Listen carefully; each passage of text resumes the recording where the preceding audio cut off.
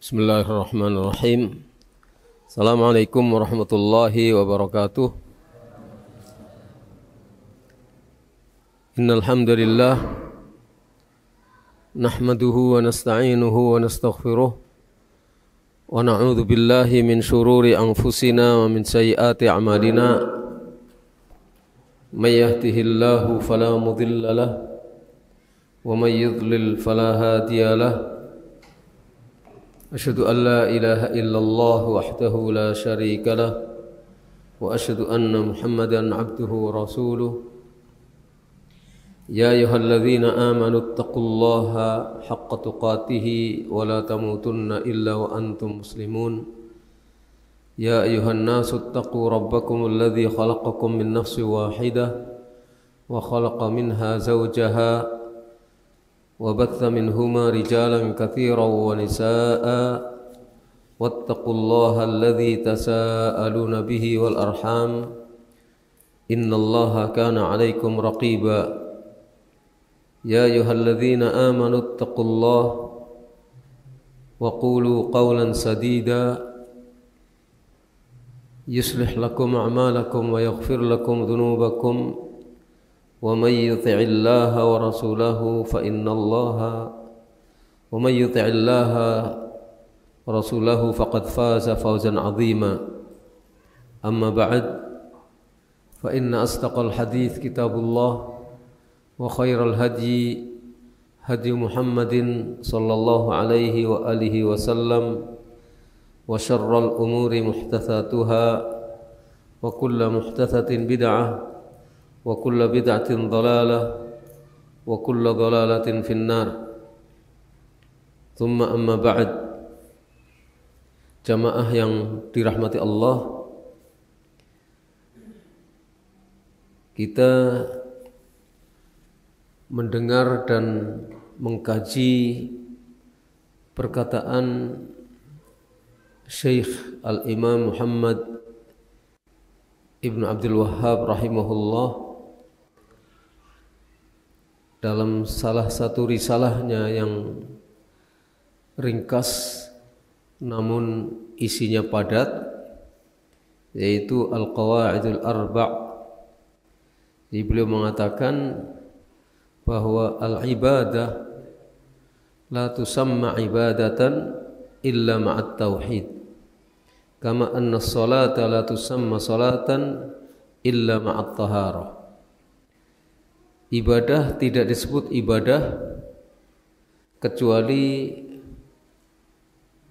disertai dengan tauhid, sebagaimana salat tidak disebut salat kecuali disertai dengan taharah.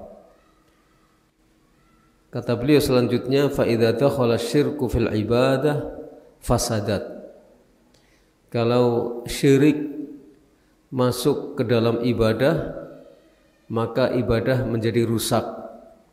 Kal hadath idza dakhala fit taharah, seperti halnya hadath, pembatal kesucian, kalau masuk ke dalam taharah maka taharahnya menjadi batal.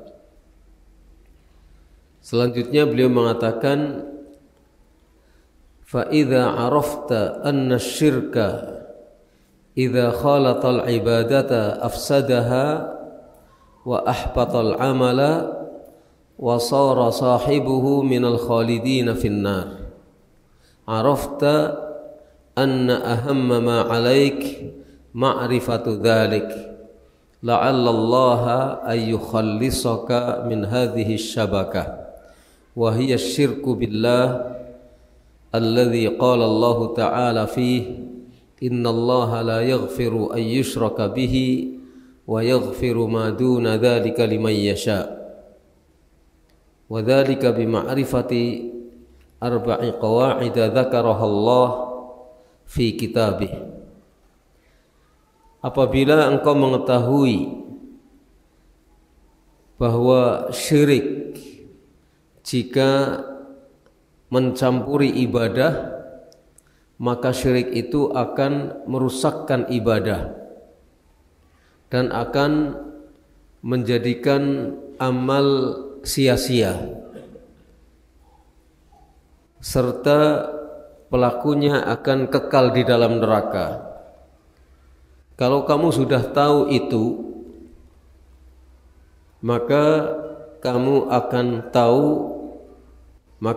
pasti akan mengetahui bahwa hal terpenting yang wajib kamu lakukan adalah memahami syirik tersebut.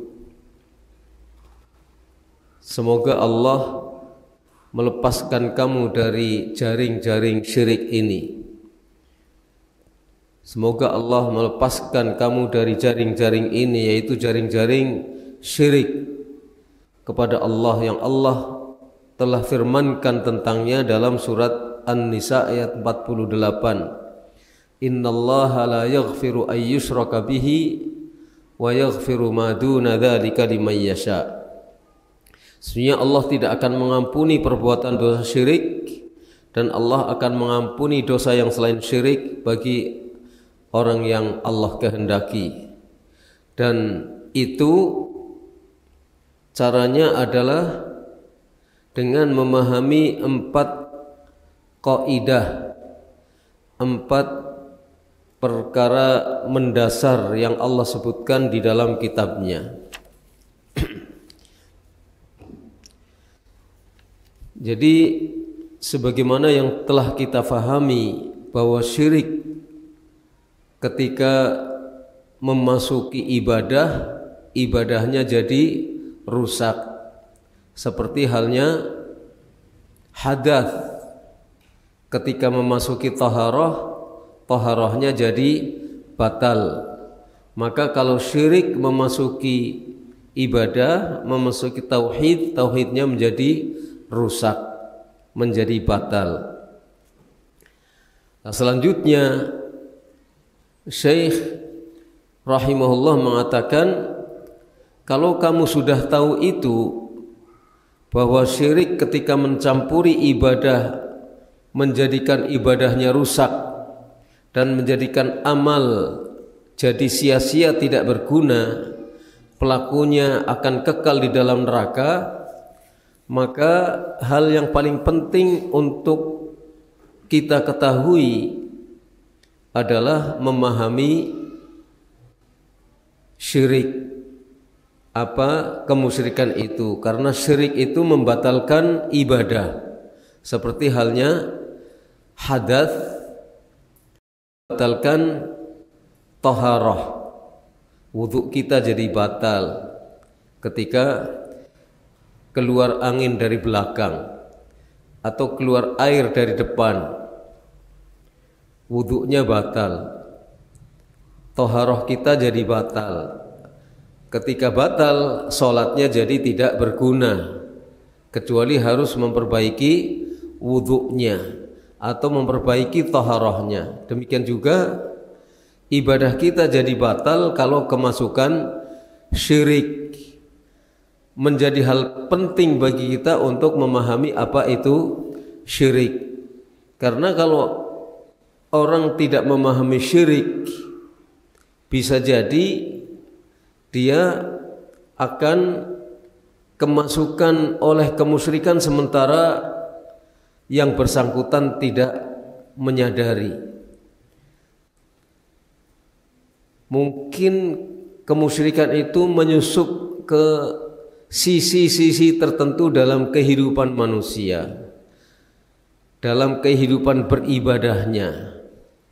Kalau syirik itu menyusup, padahal itu syirik akbar, dan dia tidak menyadari, maka ibadahnya akan menjadi ibadah yang sia-sia.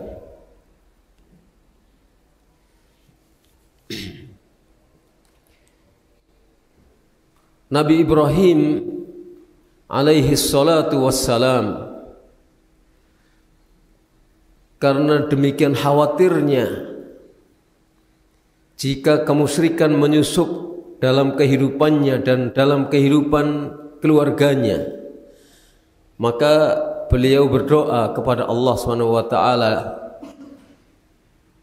terabadikan di dalam surah Ibrahim ayat 35 36. Wa idh qala Ibrahimu Rabbi ij'al hadzal balada amina wajnubni wa baniya an na'budal asnam Rabbi innahunna adlalna katsiran minan nas faman tabi'ani fa innahu minni wa man asani fa innaka ghafurur rahim.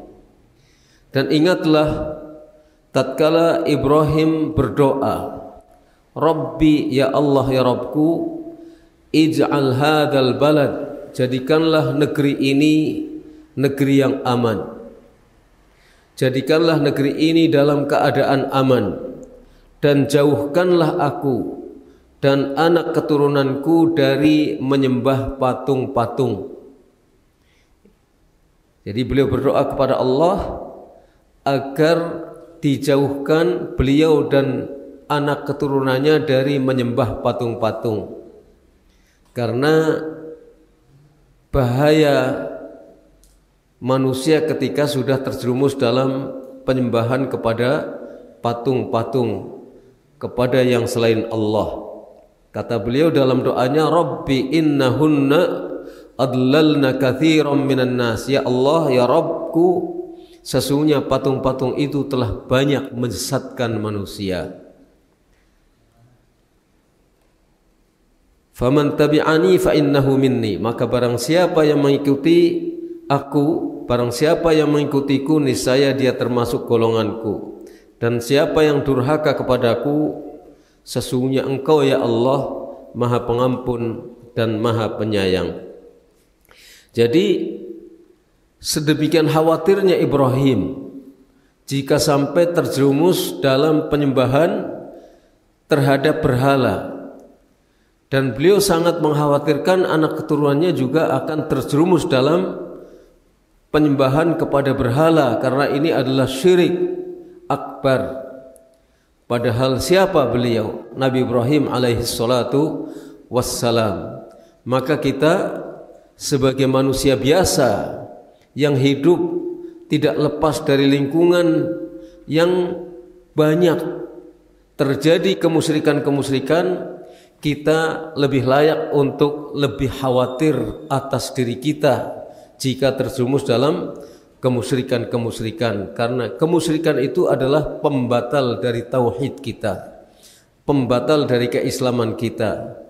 Seseorang akan lepas dari Islam, dari ibadahnya, dari tauhidnya ketika terjerumus dalam kemusyrikan, sementara dia tidak sempat bertaubat kepada Allah Subhanahu wa ta'ala. Maka wajib bagi setiap muslim untuk memahami apa itu syirik, supaya dia bisa terjauhkan dari kemusyrikan. Seperti halnya setiap muslim wajib memahami tauhid, supaya dia bisa melaksanakan, supaya dia bisa mewujudkan dan merealisasikan tauhid itu dalam kehidupan nyatanya sehari-hari. Begitu juga dia wajib dan perlu untuk memahami tauhid supaya dia bisa menjauhi tauhid. Jadi kita perlu memahami tauhid dan perlu memahami apa itu syirik, karena pembatal tauhid adalah syirik. Kita perlu mempelajari apa itu syirik, bukan untuk dilaksanakan, tapi seperti dikatakan, tusyar la lisyar lakin ditawaqqihi. Aku berusaha untuk mengetahui apa itu keburukan, bukan untuk keburukan, tapi untuk menjaga diri dari keburukan. Tapi kita pelajari tauhid dulu. Kita pelajari tauhid, setelah itu kita harus mempelajari tentang apa itu syirik. Bukan mempelajari syirik dalam pengertian garis besar, tapi juga memahami kemusyrikan itu detail-detailnya. Sehingga setiap detail yang bisa membatalkan tauhid, kita akan bisa hindari ketika kita memahaminya. Kata Syekh Al-Imam Muhammad ibn Abdul Wahhab rahimahullah, jadi ketika syirik itu melumuri ibadah, menjadikan ibadahnya rusak, dan kata beliau wa ahbatal amal, menjadikan amalnya hancur, sia-sia, tidak ada guna. Dia beramal hanya mendapatkan lelahnya amal. Waktunya habis untuk beramal, ternyata amalnya tidak berpahala. Ternyata amalnya gugur dan tidak mendapatkan hasil apa-apa dari seseorang ketika beramal pada saat kecampuran oleh kemusyrikan. Dan Allah SWT berfirman di dalam Al-Quran tentang nabinya dan tentang para nabinya dalam surat Az-Zumar ayat 65-66. Walaqad uhiya ilaika, sesungguhnya telah diberikan wahyu kepadamu. Khitabnya ini untuk siapa? Telah diberikan wahyu kepadamu. Mu siapa?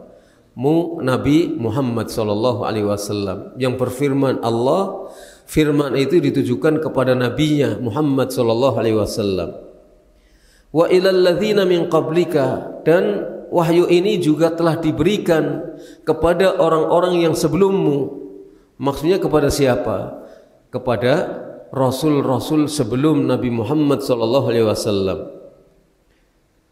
Apa kata Allah Subhanahu wa taala? La in asyrakta, sungguh-sungguh jika kamu berbuat syirik, hai Muhammad, jika kamu sungguh-sungguh berbuat syirik, la yahbatanna amaluka, niscaya amalmu akan hancur sia-sia, tidak ada gunanya.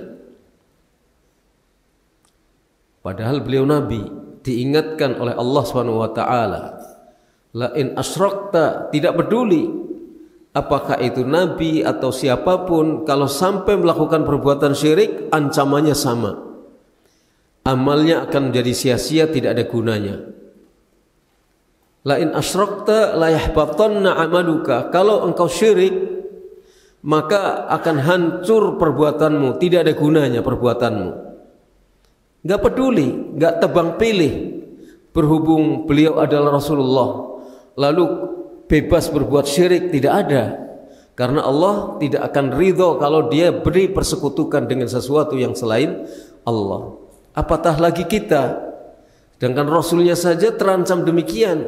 La in asyrakta, jika engkau benar-benar berbuat syirik, maka amalmu akan sia-sia. Enggak ada yang di atas Nabi SAW. Tidak ada yang statusnya berada di atas Nabi. Semua ada di bawah Nabi SAW. Hatta Abu Bakar, beliau adalah salah seorang di antara umat Nabi, dan beliau adalah yang terafdal sepeninggal Nabi Muhammad SAW. Beliau adalah orang yang paling afdal sesudah Nabi Muhammad SAW. Seterusnya Abu Bakar, Umar, Uthman, Ali, dan sahabat-sahabat yang lainnya. Itu tidak pernah ada yang merasa aman jika terjerumus dalam kemusyrikan, lalu mereka bebas berbuat kemusyrikan. Tidak ada yang demikian. Ancaman Allah jelas. Apalagi kita yang tidak maksum, kita yang tidak punya status apa-apa di hadapan Allah, yang didukung langsung di dalam Al-Quran, gak ada. Apa kita kemudian bebas berbuat kemusyrikan? Apa kita kemudian tidak perlu khawatir jika kita ditimpa oleh kemusyrikan? Gak layak kita berbuat demikian. Allah menyatakan la in asyrakta la yahbatanna amaluka kepada Nabi SAW. Wa la takunanna minal khasirin, dan sungguh kamu akan menjadi golongannya orang-orang yang rugi. Sia-sia dan rugi, bukan sia-sia tapi tidak rugi, tapi sia-sia dan rugi. Walillahu fa'bud Wa kun minasyakirin, akan tapi hanya kepada Allah saja hendaknya engkau beribadah. Tetapi hanya Allah sajalah yang hendaknya engkau ibadahi. Enggak ada yang selain Allah diibadahi. Tidak boleh ada satu secuil pun peribadatan yang diserahkan atau ditujukan kepada yang selain Allah. Semua bentuk ibadah, semua macam-macam ibadah itu harus ditujukan hanya kepada Allah SWT, ikhlas. Wa kun minasyakirin, dan jadilah kamu termasuk golongannya orang-orang yang bersyukur. Firman Allah, balillahu fa'budhu, akan tapi Allah lah yang hendaknya engkau sembah, ay wahidhu, hendaknya engkau tauhidkan Allah. Artinya hanya satu-satunya Dia saja yang engkau ibadai, yang kita ibadai. Wahidhu, tauhidkanlah Dia. Harus dengan bertauhid. Dan syirik itu lawan kata daripada tauhid. Kalau seseorang berbuat syirik, maka berarti tauhidnya rusak. Tidak bisa bertemu antara tauhid dengan syirik, itu tidak bisa bertemu. Maka hendaknya kita pelajari apa syirik.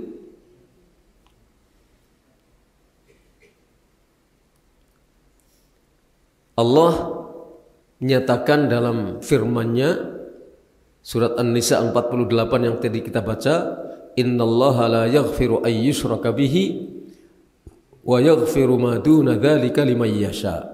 Sesungguhnya Allah tidak mengampuni perbuatan dosa syirik, dan Allah mengampuni dosa yang selain syirik bagi siapa saja yang Dia kehendaki. Jadi kita amankan diri kita. Kita selamatkan diri kita dengan berusaha menjauhi syirik sejauh-jauhnya. Kita tidak peduli dengan apa kata orang. Kalau orang tidak mampu memberikan pertolongan kepada kita jika kita terjerumus dalam kemusyrikan, siapapun tidak akan bisa menolong kita. Bahkan Fatimah, Rasulullah SAW sendiri tidak sanggup untuk memberikan pertolongan kepada Fatimah jika Fatimah melakukan perbuatan syirik.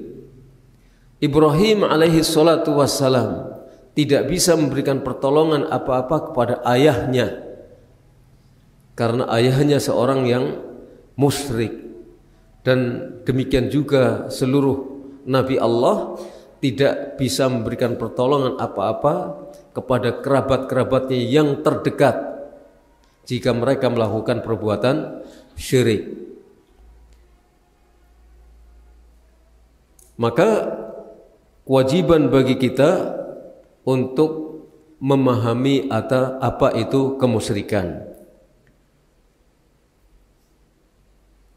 Selanjutnya al-musannif Syekh Muhammad ibn Abdul Wahhab rahimahullah mengatakan la'allallah ayyukhallisaka min hadhihi syabakah. Semoga Allah membersihkan kamu, menyelamatkan kamu dari jaring-jaring ini. Jadi Syekh di sini menggambarkan bahwa syirik itu adalah jaring-jaring, kayak rumah laba-laba. Dia ada jaring-jaring. Jadi diserupakan syirik itu adalah jaring-jaring. Sedangkan jaring-jaring itu terdiri dari benang-benang atau tali-tali atau yang semacam itu yang jumlahnya banyak, yang memanjang dari satu ujung ke ujung yang lain. Itu adalah jaring-jaring. Bisa ada yang sejajar, ada yang menyilang, yang akhirnya bisa menangkap apa saja yang melewatinya, tertangkap oleh jaring-jaring ini. Jadi kalau orang tidak berhati-hati, dia akan bisa dan akan mudah terperangkap ke dalam jaring-jaring kemusyrikan ini. Makanya kewajiban setiap insan yang sayang akan dirinya sendiri adalah berusaha selamat dari jaring-jaring kemusyrikan.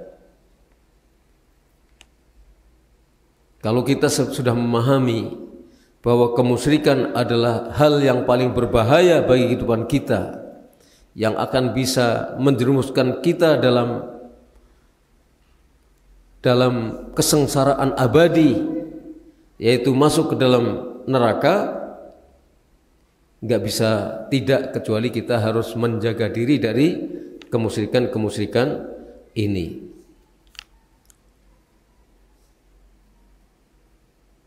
Jadi ada hal yang harus kita fahami terkait dengan syirik kepada Allah SWT. Yang pertama, kita harus memahami apa itu syirik. Yang kedua, kita harus berhati-hati dari kemusyrikan. Dan yang ketiga, kita harus senantiasa berdoa dan memohon kepada Allah supaya Allah melindungi kita dari kemusyrikan. Jadi kita harus paham apa itu kemusyrikan. Yang kedua, kita sendiri berusaha menjaga diri kita dari segenap kemusyrikan. Yang ketiga, usaha kita akan sia-sia kalau tidak ditolong oleh Allah. Maka hal yang tidak kalah pentingnya adalah senantiasa berdoa kepada Allah supaya kita diselamatkan dan dijaga oleh Allah dari kemusyrikan-kemusyrikan.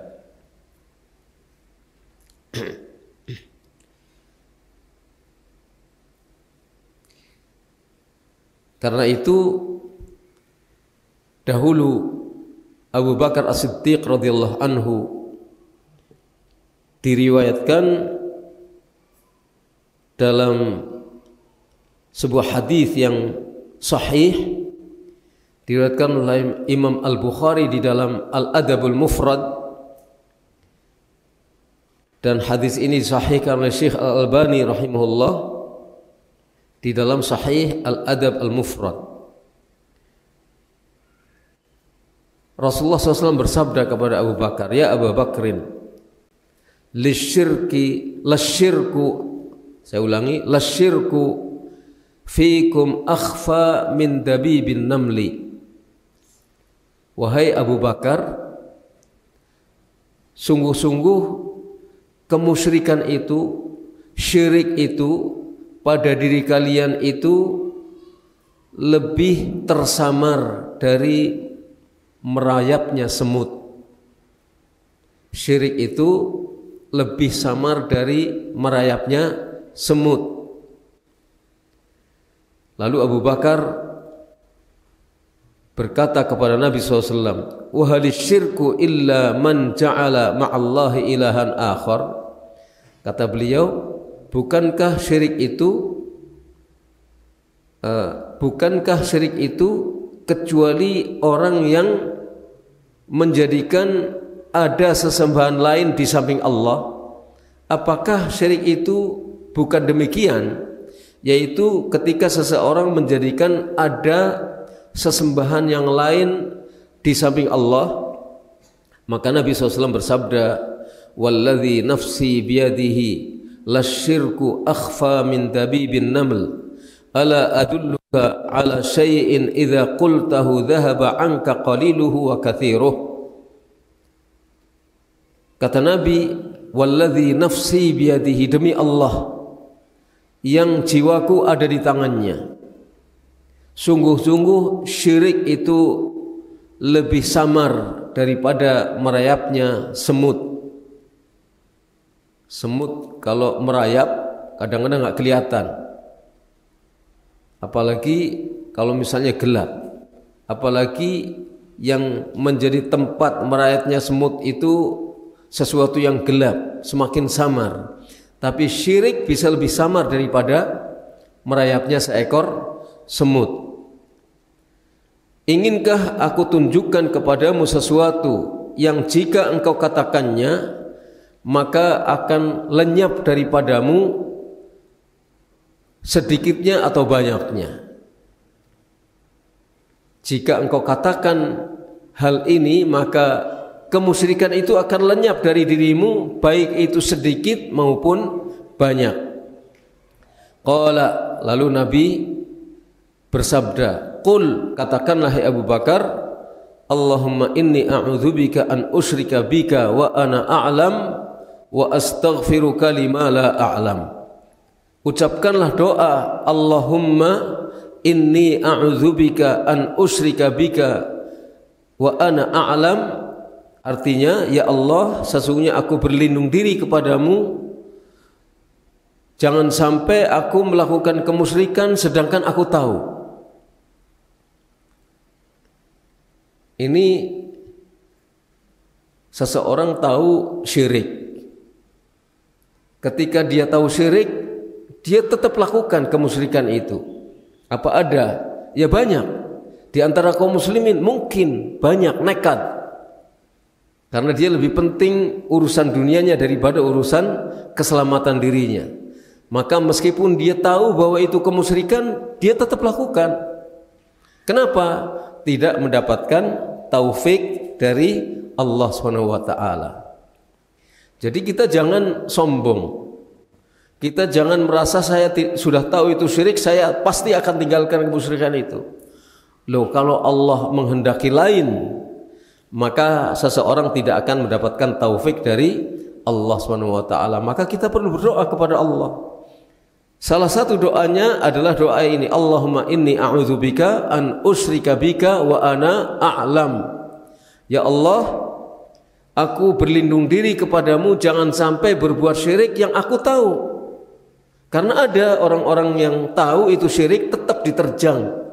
Enggak apa-apa, gampang taubat misalnya. Lah kalau enggak sempat taubat, enggak apa-apa, nanti akan ada orang yang memberikan syafaat kepadaku karena aku sudah banyak berbuat kebaikan. Enggak bisa seperti itu. Kita membutuhkan taufik dari Allah SWT, maka kita berdoa. Jadi terhadap kemusyrikan yang kita tahu, kita mohon agar kita tidak melakukannya. Mohon kepada Allah supaya kita ditolong untuk tidak melakukan kemusyrikan yang kita tahu. Wa astaghfiruka lima la a'lam, dan aku mohon ampun kepadamu ya Allah terhadap yang aku tidak tahu, baik itu kemusyrikan maupun yang bukan kemusyrikan.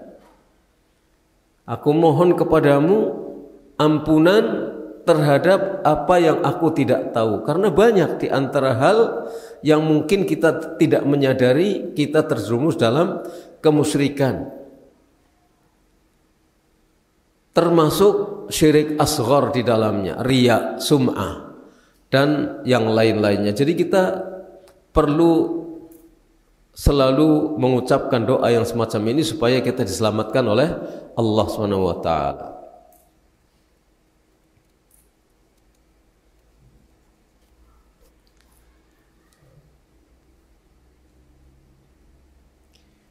Allah juga memberikan ancaman kepada orang musyrik, kepada orang-orang kafir yang mati dalam keadaan syirik. Dia menghadap kepada Allah sebagai orang yang melakukan kemusyrikan. Allah ancam tidak akan diampuni dosanya. Allah nyatakan dia akan kekal di dalam neraka. Allah juga berfirman dalam surat Fatir ayat 36, walladzina kafaru lahum naru jahannama la yuqta alaihim fayamutu wa la yukhaffafu anhum min adzabiha kadzalika nazzi kulla kafur. Ya, orang yang kafir mereka akan memperoleh neraka jahanam. Mereka tidak akan mati di dalam neraka jahanam dan tidak akan diringankan azab di neraka jahanam. Demikianlah kami balas setiap orang yang kafir. Jadi tidak akan diringankan siksa azab dari orang yang mati dalam keadaan kafir atau mati dalam keadaan sebagai orang yang musyrik. Bahkan ditambah siksanya, seperti firman Allah dalam surat An-Naba, fadzuqu falan nazidakum illa adzaba, rasakanlah oleh kalian. Ini firman Allah Subhanahu wa taala, rasakanlah oleh kalian. Falan nazidakum illa adzaba, kami tidak akan tambahkan kepada kalian kecuali azab. Jadi tidak akan diringankan azabnya di api neraka nanti, justru akan ditambah oleh Allah Subhanahu wa ta'ala. Coba, mumpung kita masih hidup di dunia, dunia itu memang menggiurkan, tapi sebagai orang yang cerdas, orang yang berakal, maka kita tidak akan menghabiskan hidup kita untuk dunia. Dunia adalah ujian. Kehidupan dunia ini adalah kehidupan ujian, di mana kita diuji. Ada kehidupan yang sesungguhnya sesudah kehidupan dunia itu, yaitu kehidupan akhirat. Maka kita berusaha agar hidup di dunia ini bermanfaat untuk kita, untuk kehidupan akhirat kita nanti. Dan itu hanya dengan tauhid. Hanya dengan tauhid. Karena pengertian fa'budhu, sembahlah Allah saja, maksudnya wahidhu, tauhidkanlah Allah Subhanahu wa taala. Artinya segala macam bentuk peribadatan lahiriah, baik itu salat ataupun apa saja ibadah-ibadah yang dilakukan oleh seorang muslim, itu akan hancur kalau dia melakukan kemusyrikan. Kemusyrikan ini bisa jadi dilakukan dalam waktu yang singkat. Kemusyrikan ini tidak harus dilakukan semasa hidup, 50 tahun misalnya, 100 tahun. Bahkan mungkin kemusyrikan ini terjadi hanya beberapa saat saja. Menjelang wafatnya seseorang, tiba-tiba dia melakukan kemusyrikan, syirik akbar, hancur semua ibadah yang dilakukannya. Begitu juga setiap hari seseorang melakukan ibadah, artinya melakukan gerakan-gerakan ibadah, melakukan tindakan-tindakan ibadah, tapi bersamaan dengan itu dia melakukan kemusyrikan. Beribadah juga, menyerahkan sebagian di antara ibadahnya itu kepada yang selain Allah. Sudah setiap hari membaca la ilaha illallah, setiap hari sholat, bahkan tiap bulan melakukan ibadah umrah, setiap tahun ibadah haji. Tapi kalau dia musyrik, tidak akan berguna semua amalannya itu. Jadi betapa besar bahaya daripada kemusyrikan, lebih dari bahaya-bahaya yang lain. Maka yang paling pertama bagi kita adalah jaga keutuhan tauhid kita dan singkirkan segala macam bentuk kemusyrikan. Jangan sampai kita terjerumus dalam kemusyrikan. Itu menjadi semangat kita, menjadi prinsip kita. Pokoknya apapun yang terjadi, kita tidak boleh berbuat kemusyrikan. Kita fahami, kita jaga diri kita, dan kita selalu memohon kepada Allah supaya Allah melindungi diri kita daripada kemusyrikan. Itu prinsip kita. Jadi apapun yang kita lakukan itu yang paling utama, kita fokus di situ. Yang lain-lain bukan berarti kalau maksiat kita boleh melaksanakannya, tidak. Tapi yang paling utama, yang paling pokok kita jaga adalah bagaimana tauhid itu murni dan kita tidak melakukan kemusyrikan. Nanti yang lain-lain akan mengikuti kepalanya. Ini merupakan kepala, kalau kita ibaratkan ini kepala, maka yang lain-lain itu akan mengikuti di belakangnya.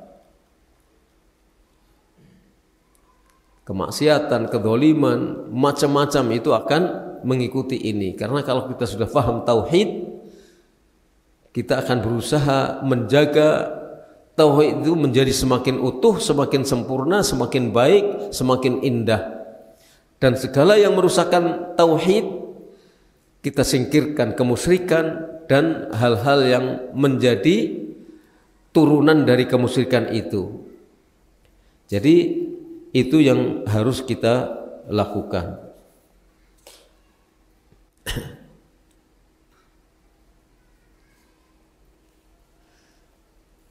Bagaimana caranya kita memahami kemusyrikan dan seperti apa? Maka beliau Syekh Muhammad bin Abdul Wahhab rahimahullah, di antara yang ingin beliau sampaikan, di samping ada nawaqidul Islam, pembatal-pembatal keislaman yang paling besar di antaranya adalah kemusyrikan, maka di sini beliau mengatakan wadzalika bima'rifati arba'i qawaid, dan caranya adalah memahami 4 kaidah, 4 masalah pokok yang itu disebutkan oleh Allah di dalam kitabnya. Kita disuruh memperhatikan perkataan Syekh Muhammad bin Abdul Wahhab rahimahullah, dzakarahallahu taala fi kitabih, yang itu semuanya disebutkan oleh Allah di dalam kitabnya. Maksudnya kita menjadi tahu bahwa Syekh Muhammad bin Abdul Wahhab rahimahullah berbicara tidak berdasarkan hawa nafsunya. Karena beliau mengatakan dzakarahallahu taala fi kitabih, Allah sebutkan itu semuanya dalam kitabnya Al-Qur'an. Artinya yang beliau sampaikan ini bukan hasil temuan nafsunya, bukan hasil rekayasa dari pendapat pribadinya, tapi semuanya itu disandarkan kepada apa yang disebutkan oleh Allah dalam Al-Quran. Jadi ada dalilnya, berdasarkan dalil qala Allah wa qala Rasulullah sallallahu alaihi wa alihi wasallam. Dan ini merupakan manhaj yang beliau tempuh di dalam menjelaskan ilmu, di dalam menegaskan al-haq, di dalam menegaskan masalah tauhid, di dalam menyatakan masalah yang terkait dengan hidayah, semuanya berdasarkan dalil. Jadi beliau membangun apa yang beliau sampaikan ini berdasarkan kitabullah dan berdasarkan sunnah Rasulullah SAW, tidak berdasarkan rekayasa dan pendapat pribadinya.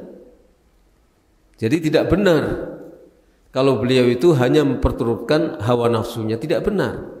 Semuanya didasarkan kepada Alkitab was sunnah, dan beliau termasuk salah seorang yang mempunyai keprihatinan tingkat tinggi ketika melihat masyarakatnya terjerumus dalam kemusyrikan, terjerumus dalam perbuatan yang mungkar, terjerumus dalam bid'ah, kesesatan. Maka beliau berusaha, beliau bangkit untuk berusaha membangunkan umatnya dari suasana yang penuh dengan gelap gulita ini. Beliau berdakwah, beliau menulis risalah-risalah. Makanya risalah beliau itu rata-rata ringkas, karena itu yang dibutuhkan oleh umat pada waktu itu di saat beliau hidup. Risalahnya kecil-kecil, pendek-pendek, hanya beberapa halaman, tapi syarat dengan penjelasan, syarat dengan ilmu, syarat dengan manfaat. Karena manfaat itu tidak mesti terdapat di dalam tulisan-tulisan yang besar, kitab-kitab karya yang berjilid-jilid, tidak mesti seperti itu.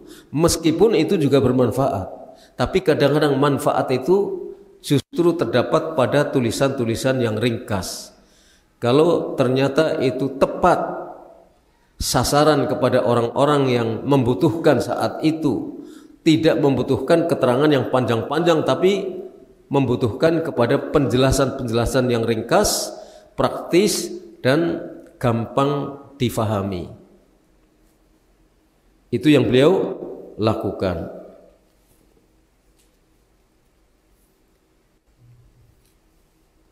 Kita memasuki al-qawaid al-arba', kaidah yang 4 yang disebutkan oleh Asy-Syaikh Muhammad Ibn Abdul Wahhab rahimahullah supaya kita memahami persoalan. Jadi salahnya ini dikenal dengan al-qawaid al-arba'. Risalahnya itu dikenal dengan al-qawaid al-arba'.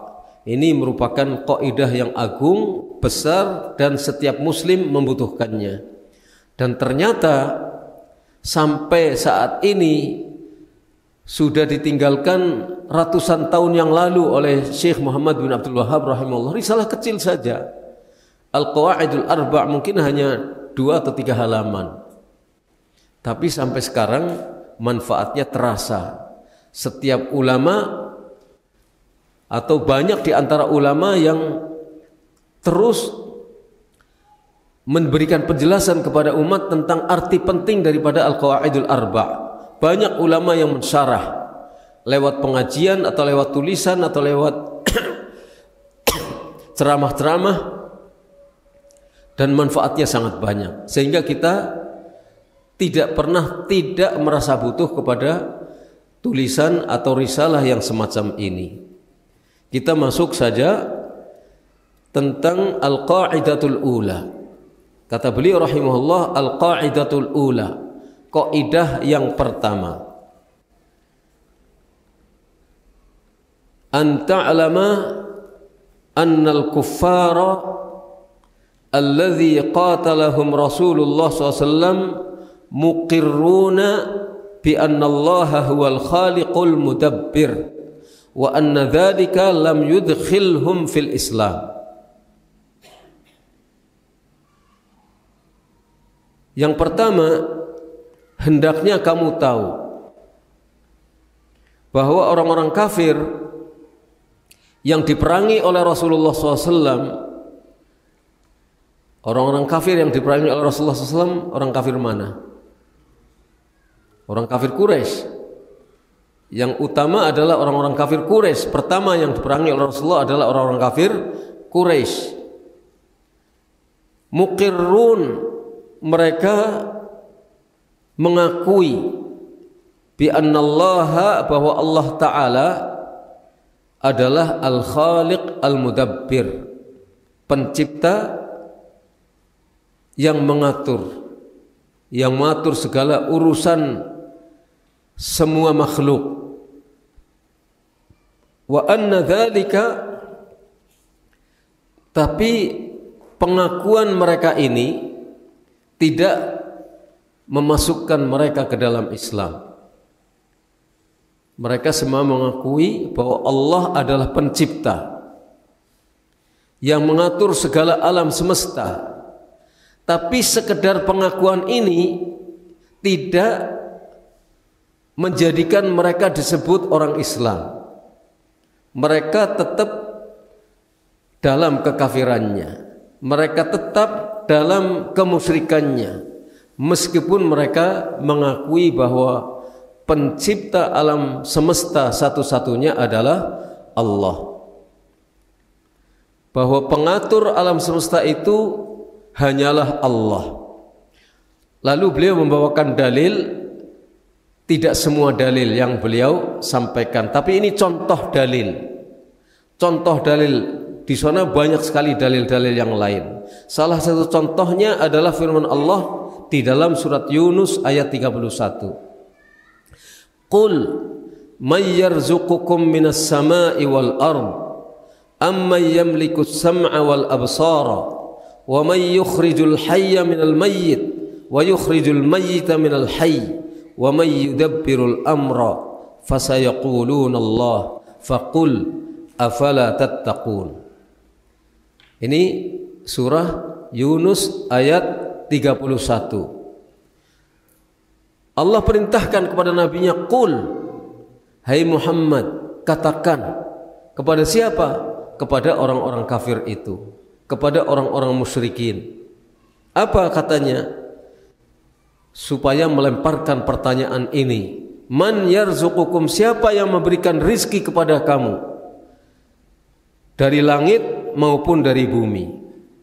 Atau siapa yang punya kekuasaan untuk mengendalikan pendengaran dan penglihatan, yang memberikan, yang mengendalikan, yang menyebabkan orang bisa melihat, yang menyebabkan orang bisa mendengar, atau kebalikannya?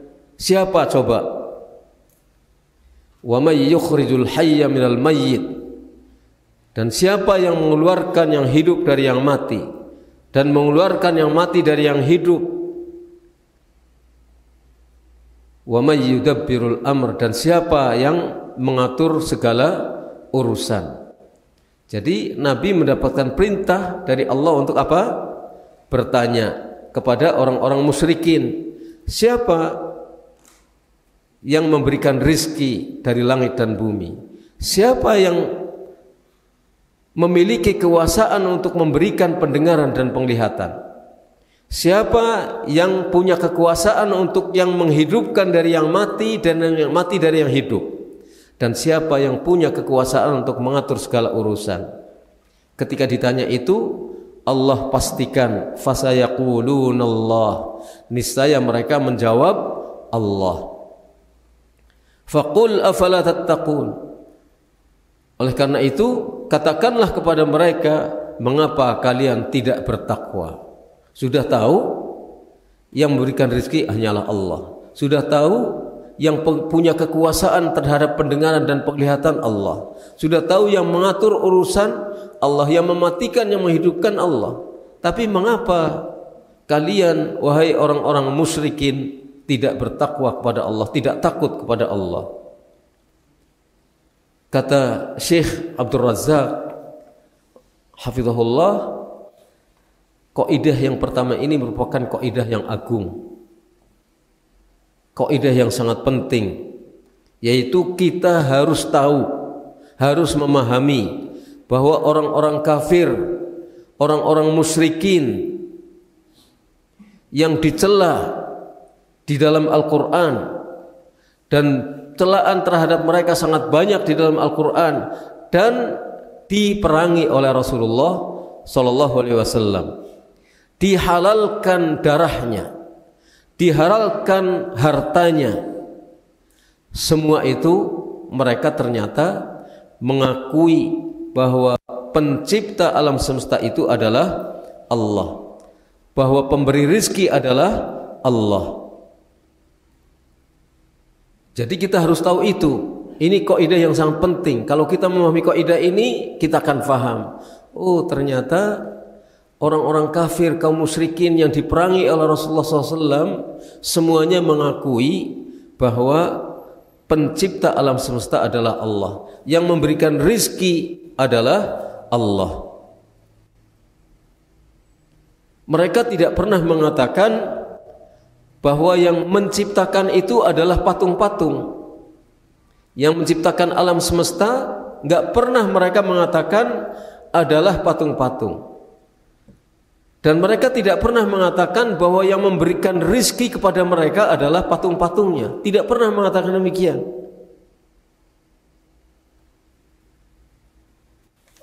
Tapi mereka meyakini dengan seyakin-yakinnya bahwa pemberi rizki itu adalah Allah, pencipta adalah Allah Subhanahu wa taala. Tetapi pengakuan mereka, keimanan mereka terhadap bahwa yang menciptakan itu Allah, pemberi rezeki adalah Allah, itu tidak menjadikan mereka disebut sebagai orang-orang yang Islam. Ini syubhat ya, syubhat yang dilancarkan oleh orang-orang dari lawan-lawan tauhid. Tuh Wahabi mengatakan bahwa orang-orang kafir bertauhid, beriman. Syekh Muhammad bin Abdul Wahab mengatakan demikian. Loh, ini Syekh Muhammad bin Abdul Wahab yang mengatakan demikian. Lam yudkhilhum fil Islam. Pengakuan itu tidak menjadikan mereka disebut orang Muslim. Bacanya sepenggal dengan penuh kebencian masalahnya. Coba kalau bacanya lengkap dengan hati terbuka. Oh, maksudnya begitu. Maksudnya meskipun mereka mengakui bahwa pencipta alam semesta itu Allah, tapi mereka tidak disebut sebagai Muslim. Mereka tidak disebut sebagai orang-orang yang beriman meskipun mereka mentauhidkan rububiyah Allah Subhanahu wa taala. Jadi sengaja syubhat yang dilancarkan ini untuk menghalangi orang-orang dari memahami masalah secara benar. Lam yudkhilhum fil Islam, semuanya itu dia menjadikan mereka masuk ke dalam Islam. Jadi sekedar mengakui, sekedar mengikrarkan Allah pencipta, Allah pemberi rizki, Allah yang menghidupkan dan mematikan, sekedar mengakui rububiyah Allah SWT tidak menjadikan seseorang disebut Muslim. Jadi supaya orang menjadi Muslim harus mengakui dan melaksanakan bahwa Allah adalah satu-satunya yang diibadahi. Mestinya kalau orang sudah mengakui Allah pencipta, Allah pemberi rezeki yang menghidupkan dan mematikan, ibadahnya kemudian hanya ditujukan kepada Allah SWT, memintanya kepada Allah SWT. Mengapa kok mintanya kepada patung? Mengapa mintanya kepada kayu? Sudah tahu yang memberikan rezeki Allah, mintanya kepada kayu, mintanya kepada nisan, mintanya kepada rumah rayap yang menggunung, dianggap itu keramat. Loh, Allah yang mencipta, Allah yang berikan rezeki, kok mintanya ke situ? Ini namanya ibadah kepada selain Allah SWT. Di mana letak akalnya kalau begitu? Sudah tahu yang menciptakan Allah, memberikan rezeki, mintanya kepada selain Allah. Dia nggak punya, bahkan dia makhluk benda mati, menolong dirinya saja nggak mampu, kok malah dimintai sesuatu, rizki, dimintai keselamatan lagi, dia sendiri tidak bisa melindungi diri dari ancaman. Jadi mestinya kalau sudah demikian ibadahnya hanya kepada Allah saja. Termasuk ibadah kepada Allah adalah minta-minta. Ya dek, minta-minta, berdoa kan artinya minta. Minta itu termasuk ibadah. Minta sesuatu yang tidak punya kewenangan untuk memberi kecuali Allah saja. Kalau minta uang ya tua. Ya. Kalau minta kepada teman nggak boleh. Walaupun teman bisa ngasih, tapi nggak boleh. Ya, nggak terpuji yang semacam ini. Minta sama orang tua. Kalau perlu nanti ngasih sama orang tua, bukan minta terus ngasih sama orang tua. Tapi minta rizki, minta selamat hidupnya, itu hanya kepada Allah Subhanahu wa ta'ala. Wa ma umiru illa liya'budullaha mukhlishina lahuddin hunafa. Mereka tidak diperintahkan kecuali supaya beribadah kepada Allah saja, ikhlas, menyerahkan segala ketundukan hanya kepada Allah dalam keadaan lurus. Juga Allah berfirman dalam ayat yang lain, wa'budullaha wa la tusyriku bihi syai'a. Wa'budullaha wa la tusyriku bihi syai'a, itu ayat di mana itu? Wa'budullaha wa la tusyriku bihi syai'a. Di mana, Dek? Letaknya di mana itu? Mana? Wa'budullaha wala tusyriku bihi syai'a wa bil walidaini ihsana wa bidzil qurba wal yatama, terus sampai akhir ayat. Di mana itu letaknya? Ya di Al-Qur'an, benar itu. Di dalam Al-Qur'an betul. Tapi di surat apa? Ayat berapa? An-Nisa ayat 36. An-Nisa ayat 36. Wa'budullaha wa la tusyriku bihi syai'a. Maknanya apa? Maknanya kita disuruh beribadah kepada Allah saja, tidak musyrik, ya kan? Wala tusyriku bihi syai'a, dan janganlah kamu mempersekutukan sesuatu pun dengan Allah. Jangan mempersekutukan batu dengan Allah, kuburan dengan Allah, orang hidup dengan Allah, orang mati dengan Allah, malaikat dengan Allah, nabi dengan Allah. Enggak boleh disejajarkan. Hatta malaikat yang paling mulia sekalipun tidak boleh kedudukannya disejajarkan dengan Allah. Nabi, Rasul yang diutus oleh Allah pun tidak boleh dijadikan sebagai sekutu Allah. Apalagi telah meninggal dunia. Orang-orang yang telah meninggal dunia, yang hidup saja enggak boleh beribadah kepada malaikat. Ya malaikat, saya minta kepadamu. Enggak boleh. Enggak boleh. Apalagi orang-orang yang telah meninggal dunia. Ya. Wa qadha rabbuka alla ta'budu illa iyyah. Wa qadha rabbuka alla ta'budu illa iyyah. Rabbmu telah menetapkan, telah membuat keputusan, janganlah kamu beribadah kecuali hanya kepadanya saja. Kan kalimatnya Allah ta'budu, didahulukan nafinya, jangan, nahinya dulu, larangannya dulu, jangan beribadah, ya kan, kepada siapapun, illa iyah, kecuali hanya kepada Allah. Itu wujud dari kalimat la ilaha illallah. Dan semua nabi Allah, semua utusan Allah diutus, tujuannya adalah untuk mengajak setiap umatnya kembali kepada ibadah hanya kepada Allah saja. Walaqad ba'atsna fi kulli ummatin rasulan an i'budullaha wajtanibu at-taghut. Sesungguhnya kami telah mengutus pada setiap umat seorang rasul, agar rasul itu menyerukan kepada, mendakwai umatnya masing-masing, mengajak umatnya masing-masing, ani'budullah, hendaknya kamu beribadah hanya kepada Allah saja, wajtanibu at-taghut, dan jauhilah taghut. Jauhi taghut, bukan tinggalkan kalimatnya, jauhi.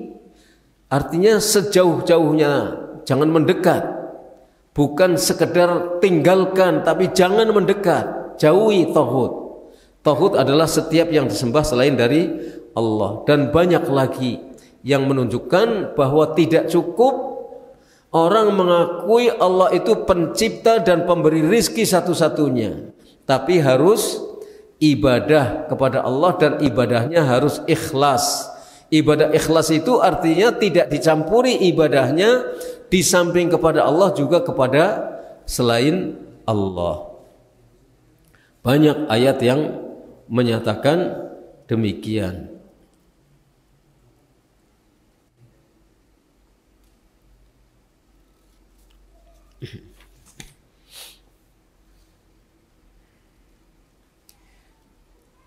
Kalau ayat yang menegaskan bahwa orang-orang kafir, orang-orang musyrikin yang diperangi oleh Rasulullah SAW itu mengakui bahwa Allah adalah pencipta, pemberi rezeki, yang menghidupkan, yang mematikan, banyak sekali ayat. Ya. Kemudian ada firman Allah yang perlu kita renungkan. Terdapat di dalam surat Yusuf ayat 106. Surat Yusuf ayat 106. Wa ma yu'minu aktsaruhum billahi illa wahum musyrikun. Dan tidaklah kebanyakan mereka beriman kepada Allah kecuali mereka dalam keadaan musyrik. Wa ma yu'minu aktsaruhum billah, kebanyakan mereka tidak beriman kepada Allah. Maksudnya ketika mereka beriman kepada Allah, kebanyakan mereka itu dalam keimanannya mereka tetap melakukan kemusyrikan. Itu maknanya. Yu'minu aktsaruhum billah, kebanyakan mereka tidaklah beriman kepada Allah. Beriman kepada Allah dalam artian apa? Apa yang mereka imani tentang Allah? Yang mereka imani tentang Allah sebagai Khaliq, sebagai pencipta, sebagai Razik, sebagai pemberi rizki, Malik, sebagai penguasa, sebagai raja, Mudabbir, sebagai pengatur alam semesta, Mutasarrif, yang berwenang melakukan apa saja. Itu yang diimani oleh orang-orang kafir. Kalau orang-orang mukmin jelas mengimani itu, ya. Tapi orang kafir juga mengimani ini. Tidaklah kebanyakan mereka beriman kepada Allah, iman dalam arti Allah sebagai pencipta, pemberi rizki, penguasa, pengatur alam semesta, yang berwenang berbuat apa saja yang Dia kehendaki. Tidaklah kebanyakan mereka beriman kepada Allah illa wahum musyrikun, kecuali mereka dalam keadaan sebagai orang-orang musyrik. Musyrik bagaimana? Musyrik dalam beribadah. Ada sebagian mereka yang beribadah kepada Allah tapi juga beribadah kepada yang selain Allah. Ada yang minta-minta kepada Allah tapi juga minta-minta kepada yang selain Allah. Itu pengertian illa wahum musyrikun, kecuali mereka dalam keadaan sebagai orang-orang musyrik, karena mereka ibadahnya di samping ditujukan kepada Allah juga kepada yang selain Allah. Ingat ya, arti ayat ini maknanya wa ma yu'minu aktsaruhum billah, kebanyakan mereka tidak beriman kepada Allah dalam arti iman Allah sebagai pemberi rizki, sebagai pencipta, sebagai pengatur, sebagai yang menghidupkan, mematikan. Illa wahum musyrikun, kecuali mereka dalam keadaan musyrik karena mereka dalam beribadah mempersekutukan Allah dengan sesuatu yang lain. Di samping beribadah kepada Allah juga kepada yang selain Allah. Kita diperintahkan dalam ayat yang lain, ya ayyuhan nas u'budu rabbakum alladzi khalaqakum walladzina min qablikum, supaya apa? La'allakum tattaqun. Wahai manusia, ini perintah kepada seluruh manusia. Jadi kalau yang manusia tidak mau mengikuti perintah ini, ya berarti dia menjadi manusia yang tidak taat kepada Allah. Wahai manusia, beribadahlah kepada Rabbmu yang telah menciptakan kamu dan telah menciptakan orang-orang sebelummu. Diakui, semua orang mengakui Allah penciptamu dan pencipta orang-orang sebelummu, agar kamu menjadi orang-orang yang bertakwa. Jadi takwa itu enggak sekedar ngomong, mari bertakwa, kita wajib bertakwa. Takwa itu artinya adalah melaksanakan perintah dan meninggalkan larangan. Lah perintahnya enggak difahami, larangannya tidak difahami. Perintah yang terbesar adalah menyembah Allah, bertauhid. Dan larangan terbesar adalah syirik. Lah ini enggak difahami. Lalu takwanya di mana? Padahal perintahnya ya ayyuhan nasu u'budu rabbakum. Sembahlah Rabbmu yang telah menciptakan kamu dan menciptakan orang-orang yang sebelummu. Supaya apa? Supaya kamu menjadi orang yang bertakwa. Jadi jalannya untuk bertakwa itu menyembah Allah saja. Ini adalah peringkat yang terbesar. jalan terbesar untuk bertakwa adalah dengan mengikhlaskan ibadahnya hanya kepada Allah saja, tidak kepada yang selain Allah. Harus begini supaya kita bertakwa, harus beribadah hanya kepada Allah saja, dan ini perintah Allah Subhanahu wa taala. Siapa Allah itu yang harus kita ibadahi? Alladzi ja'ala lakumul arda firasyan was samaa'a binaa'a wa anzala minas samaa'i maa'an fa akhraja bihi minats thamarati rizqan lakum fala taj'alu lillahi andadan wa antum ta'lamun. Yaitu Rabb yang telah menjadikan untukmu bumi sebagai hamparan, sebagai tempat tinggal, sebagai yang kita hidup di atasnya, dan telah menjadikan untukmu langit sebagai atap, dan yang telah menurunkan dari langit air hujan. Lalu Allah mengeluarkan dengan air hujan itu minats tsamarat, berbagai macam buah-buahan, rizqan lakum, sebagai rizki bagimu. Apa perintah Allah? Fala taj'alu lillahi andadan. Jangan kamu jadikan ada tandingan-tandingan yang kamu bikin sebagai tandingan Allah. Padahal kamu tahu. Padahal kamu tahu. Maka tidak cukup seseorang hanya mengakuti kami yakin pencipta ini adalah Allah, lalu itu dianggap beriman. Enggak cukup.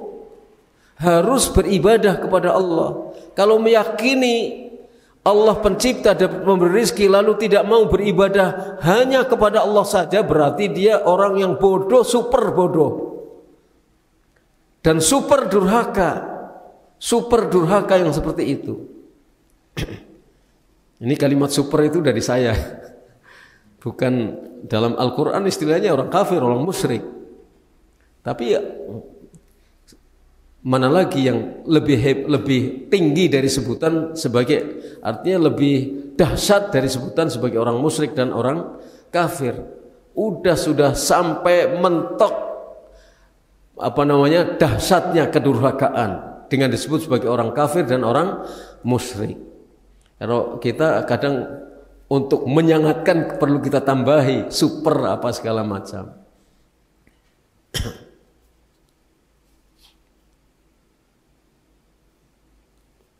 Jadi inti dari kaidah yang pertama apa kira-kira?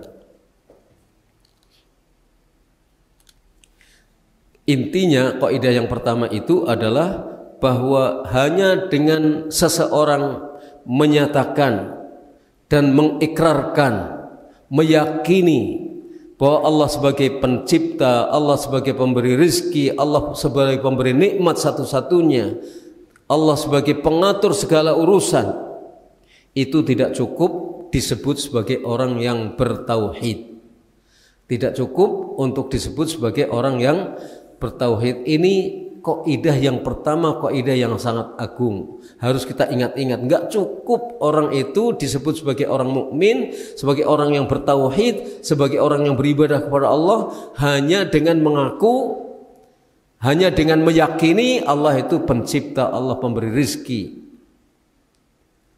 Tapi kalimat yang diturunkan, yang diperintahkan oleh Allah, yang dengan kalimat itu seseorang disebut muslim, adalah mengucapkan asyhadu alla ilaha illallah, menyatakan ibadahnya hanya ikhlas karena Allah, tidak untuk yang selain Allah sama sekali, tidak kepada malaikat, tidak kepada rasul, tidak kepada orang soleh, tidak kepada wali, apalagi kepada orang-orang yang telah meninggal dunia, apalagi kepada setan, apalagi kepada jin, kepada orang mati, kepada kayu, kepada batu.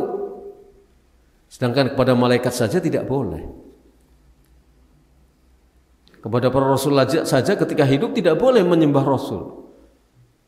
Kebanyakan orang sekarang minta-mintanya kepada para rasul, dan minta-minta ini kepada rasul yang telah meninggal dunia adalah peribadatan kepada selain Allah Subhanahu wa taala.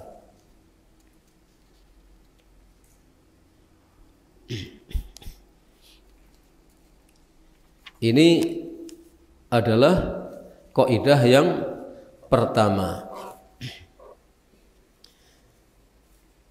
Al-qa'idatu tsaniyah, kaidah yang kedua, annahum yaqulun ma da'awnahum wa tawajjahna ilaihim illa li talabil qurbati wasyafa'ah. Sesungguhnya mereka orang-orang musyrikin mengatakan kami tidak berdoa kepada mereka. Kami tidak berdoa kepada patung-patung dan berhala-berhala ini. Dan kami tidak menghadapkan wajah-wajah kami kepada patung-patung dan berhala-berhala itu illa li talabil qurbah, kecuali hanya untuk mencari kedekatan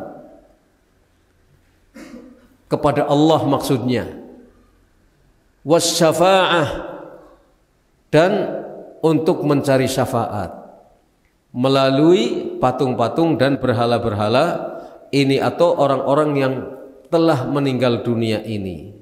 Jadi untuk dijadikan sebagai wasilah mendekatkan diri kepada Allah dan mencari syafaat. Lalu Syekh Muhammad Ibn Abdul Wahhab rahimahullah mengatakan, fadalilul qurbah, dalilnya qurbah, dalil bahwa mereka itu alasannya untuk mendekatkan diri adalah firman Allah Ta'ala dalam surat Az-Zumar ayat 3. Az-Zumar ayat 3, walladzina ittakhadhu min dunihi awliya'a ma na'buduhum illa liyuqarribuna ilallahi zulfa innallaha yahkumu bainahum fima hum fihi yakhtalifun innallaha la yahdi man huwa kadzibun kaffar. Orang-orang yang menjadikan selain Allah sebagai wali-wali, menjadikan selain Allah sebagai wali-wali, sebagai yang dianggap penolong-penolong, pelindung-pelindung, mereka mengatakan ma na'buduhum, kami tidak menyembah mereka, kami tidak menyembah mereka kecuali untuk mendekatkan diri kami kepada Allah. Kami tidak menyembah mereka kecuali untuk mendekatkan diri kami kepada Allah zulfa, dengan sedekat-dekatnya. Innallaha yahkumu bainahum, sesungguhnya Allah akan memutusi hukum di antara mereka. Fima hum fihi yakhtalifun, tentang apa yang mereka telah berselisih. Innallaha la yahdi man huwa kadzibun kaffar, sesungguhnya Allah tidak memberikan petunjuk kepada orang yang dusta dan kafir, dusta dan sangat kafir. Ini dalil alasan mereka, apa yang mereka lakukan itu dalam rangka untuk mendekatkan diri mereka kepada Allah. Wa dalilus syafa'ah, dalil syafaat, bahwa apa yang mereka lakukan itu dalam rangka untuk mencari syafaat adalah firman Allah Ta'ala surat Yunus ayat 18. Wa ya'buduna min dunillah ma la yadhurruhum wa la yanfa'uhum wa yaquluna haula'i syufa'auna 'indallah qul atunabbi'una allaha bima la ya'lamu fis samawati wala fil ard subhanahu wa ta'ala amma yusyrikun. Mereka beribadah kepada yang selain Allah, sesuatu yang tidak bisa mendatangkan madarat apa-apa kepada mereka dan tidak bisa memberikan manfaat apa-apa kepada mereka. Madarat tidak, manfaat juga tidak. Mereka tetap menyembah benda-benda atau makhluk-makhluk itu. Dan mereka mengatakan, ketika mereka menyembah kepada yang selain Allah, mereka mengatakan haula'i, makhluk-makhluk yang mereka sembah itu adalah para pemberi syafaat kepada kami di sisi Allah. Jadi berhala-berhala itu, makhluk-makhluk yang disembah oleh orang musyrikin itu diakui sebagai pemberi syafaat di sisi Allah. Haula syufa'auna 'indallah, mereka adalah pemberi syafaat kepada kami di hadapan Allah, di sisi Allah. Katakanlah Muhammad kepada mereka, Rasulullah diperintahkan oleh Allah untuk mengatakan, dan perintahnya berlaku hingga hari ini. Qul atunabbi'una Allah, katakanlah, apakah kalian ingin memberitahukan kepada Allah sesuatu yang Allah tidak ketahui baik di langit maupun di bumi? Allah Maha tahu. Apa kamu ingin memberitahu kepada Allah sesuatu yang Allah tidak tahu baik di langit maupun di bumi? Artinya ini adalah perbuatan yang sangat berlawanan dengan aturan. Subhanahu wa ta'ala amma yusyrikun, maha suci Allah dan maha tinggi dari apa yang mereka persekutukan. Lalu Syekh Muhammad Ibn Abdul Wahhab rahimahullah menjelaskan, wasyafa'atu syafa'atan. Syafaat itu ada dua. Kita sering ya mendengar kata syafaat ya. Syafa'atu syafa'atan. Syafaat itu ada dua. Syafa'atun manfiyatun, syafaat yang tidak ada atau dinyatakan tidak ada. Wa syafa'atun mutsbatatun, dan syafaat yang dinyatakan ada.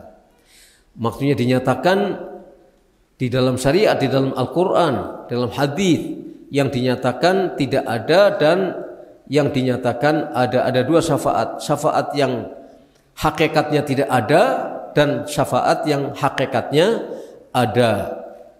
Fasyafa'atul manfiyatu, syafaat yang tidak ada, yang ditiadakan dalam Al-Quran, yang dinyatakan tidak ada dalam Al-Quran, maka tutlabu min ghairillah fima la yaqdiru alaih illallah, yaitu sesuatu yang diminta dari selain Allah, syafaat yang tidak ada, yang dinyatakan tidak ada, syafaat yang hoax, ya, tidak ada, hakikatnya tidak ada, tapi dianggap ada, hoax, adalah yang diminta selain dari Allah mengenai sesuatu yang tidak punya kewenangan untuk memberikannya kecuali Allah,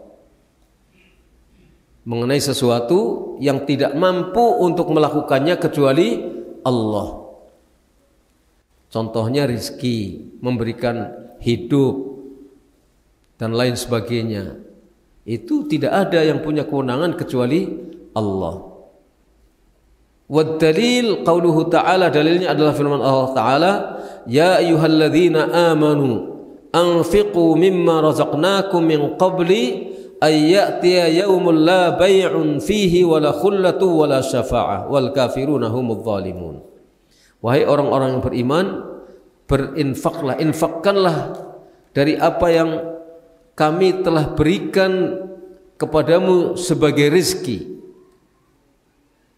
Infakkanlah sebagian dari apa yang telah kami berikan kepadamu sebagai rizki sebelum datangnya hari di mana tidak ada jual beli di dalamnya, tidak ada kasih persahabatan dan tidak ada syafaat. Waktu itu tidak ada lagi syafaat. Dan orang kafir adalah orang-orang yang zalim. Ini maksudnya adalah syafaat yang dinyatakan tidak ada, enggak ada lagi syafaat. Karena syafaat itu hakikatnya enggak ada. Saat yang seperti ini tidak ada. Ketika diminta di dunia dianggapnya ada, di akhirat tidak ada lagi.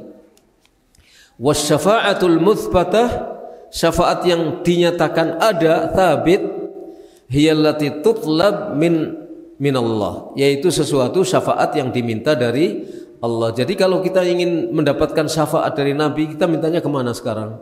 Kepada Allah Subhanahu wa taala. Wasyafi' mukramun bis syafa'ah. Syafi' yang memberikan syafaat, orang yang ditunjuk untuk memberi syafaat oleh Allah adalah mukramun, yang mendapatkan kehormatan untuk memberikan syafaat. Kehormatan ini diberikan oleh Allah.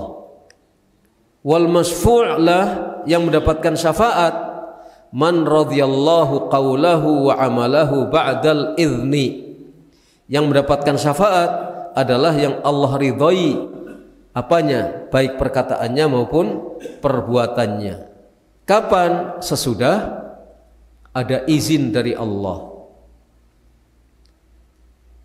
Kama qala ta'ala, sebagaimana Allah Ta'ala, man dzalladzi yashfa'u 'indahu illa bi'idnih. Tidak ada yang bisa memberikan syafaat di sisi Allah kecuali dengan izin dari Allah. Enggak bisa, syafaat itu tunggu izin dari Allah. Meskipun kita tahu Nabi Muhammad SAW itu nanti memberikan syafaat.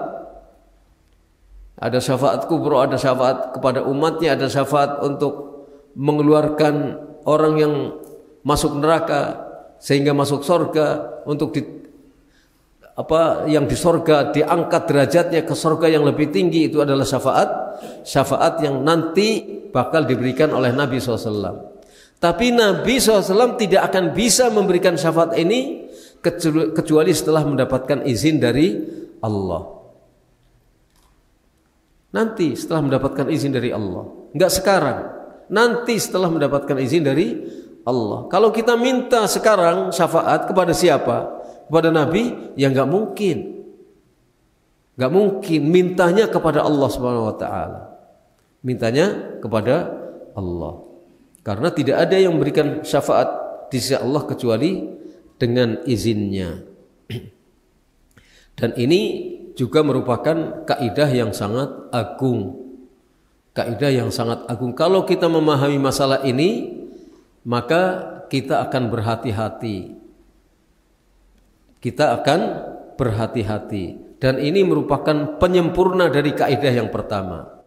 Pelengkap, penyempurna daripada kaidah yang pertama. Jadi kaidah yang pertama apa tadi? Tidak cukup orang hanya mengikrarkan Allah sebagai pencipta, pemberi rezeki, yang menghidupkan, mematikan, mengatur segala urusan. Dan yang kedua adalah bahwa orang-orang yang menyembah berhala-berhala selain Allah, kaum musyrikin waktu itu, yang menyembah berhala-berhala dan patung-patung, itu dijadikan sebagai wasilah, perantara untuk menjadikan diri mereka dekat kepada Allah. Jadi membuat perantara makhluk-makhluk, apalagi yang telah meninggal dunia atau makhluk gaib, dijadikan perantara untuk mendekatkan diri kepada Allah dengan melakukan ritual-ritual dan peribadatan-peribadatan tertentu atau upacara-upacara tertentu. Alasannya supaya dirinya bisa dekat kepada Allah dan supaya dirinya mempunyai kepastian akan diterima amalnya oleh Allah dan akan masuk surga atau akan mendapatkan kebahagiaan. Itu adalah alasan-alasannya orang-orang musyrikin, dan itu termasuk kemusyrikan. Tetap disebut sebagai orang yang menyembah kepada selain Allah. Alasannya, saya banyak dosanya, saya kotor, tidak layak minta langsung kepada Allah Subhanahu wa taala. Lah demikian.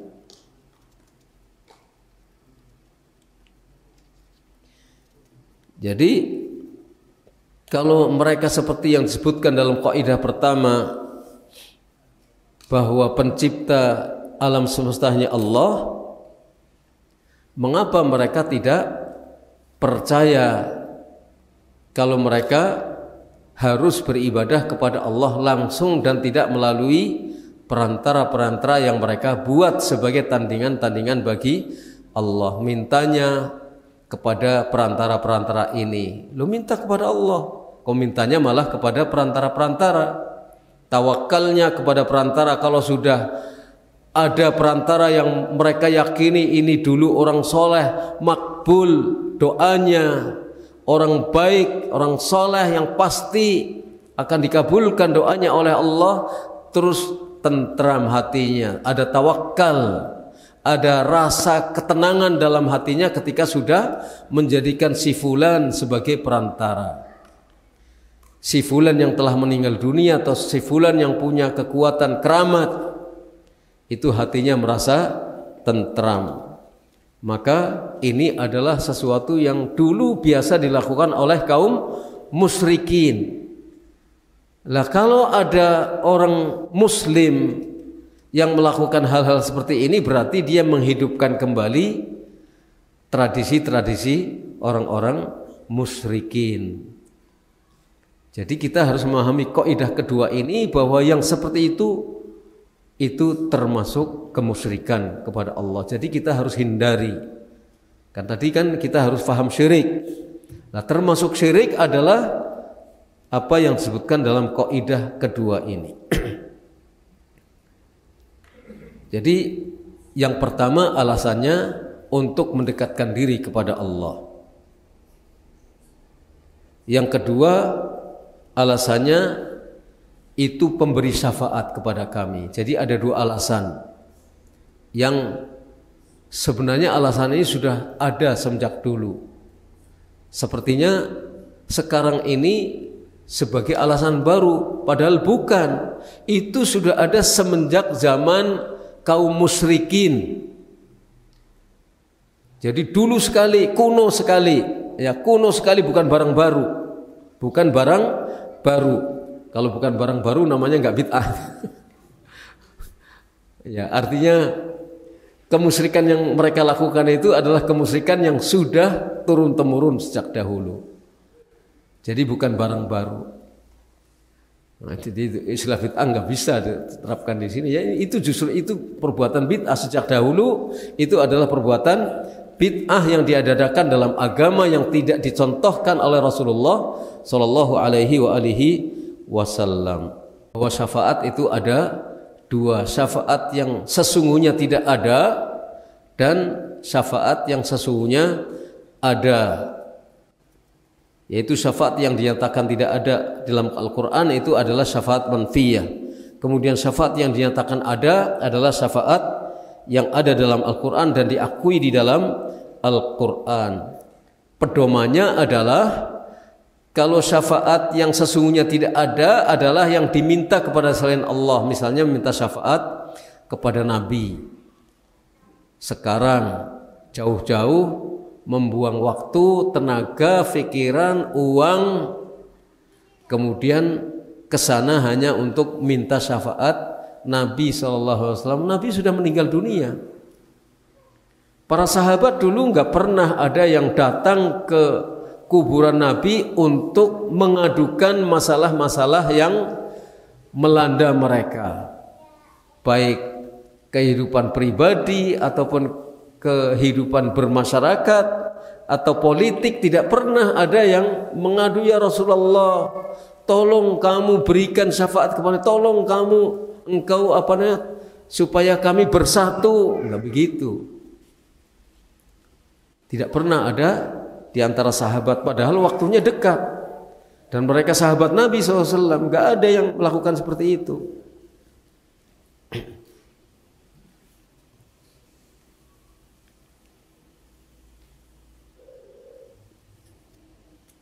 Itu termasuk meminta kepada yang selain Allah, dan itu adalah syafaat manfiyah yang sesungguhnya tidak ada, tidak diakui di dalam Al-Quran. Contohnya apa? Hal-hal yang sesungguhnya yang berwenang untuk memberikannya itu hanya Allah saja, selainnya tidak berwenang. Misalnya dengan mengatakan, tolong aku nanti dijadikan sebagai ahli sorga kepada kuburannya orang soleh atau kepada kuburan Nabi Muhammad, ya Rasulullah, ya Habiballah, ya apa sebutannya. Tolong saya nanti diberi syafaat supaya masuk sorga. Yang memasukkan sorga bukan Nabi Muhammad. Yang memasukkan sorga adalah Allah Subhanahu wa ta'ala. Hatta Abu Talib yang membela dakwah Nabi SAW itu Nabi tidak bisa untuk mengajaknya mengucapkan kalimat la ilaha illallah. Padahal Nabi adalah orang yang sangat disayangi oleh pamannya, oleh Abu Thalib, dan Nabi sangat menyayangi Abu Thalib. Meskipun demikian Nabi tidak berhasil mengajak pamannya untuk mengucapkan kalimat la ilaha illallah. Apalagi orang sekarang, hubungan darah nggak ada. Kalau ada mungkin juga cuma ngaku-ngaku aja. Saya keturunan Rasul, dari mungkin benar mungkin tidak, tapi kalau langkahnya salah tetap salah. Abu Thalib kurang apa?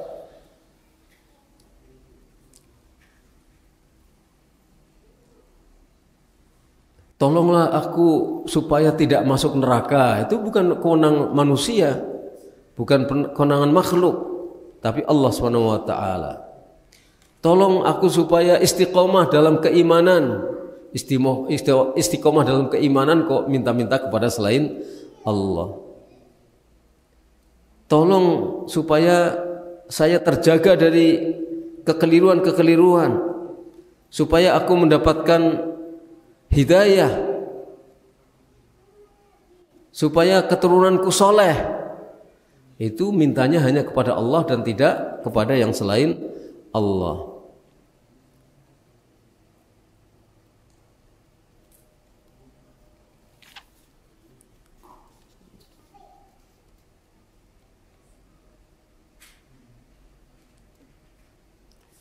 Saya kira itu ya, sudah adzan kelihatannya. Mohon maaf ternyata terlalu lama kita menyampaikannya. Jadi ini adalah kaidah yang kedua.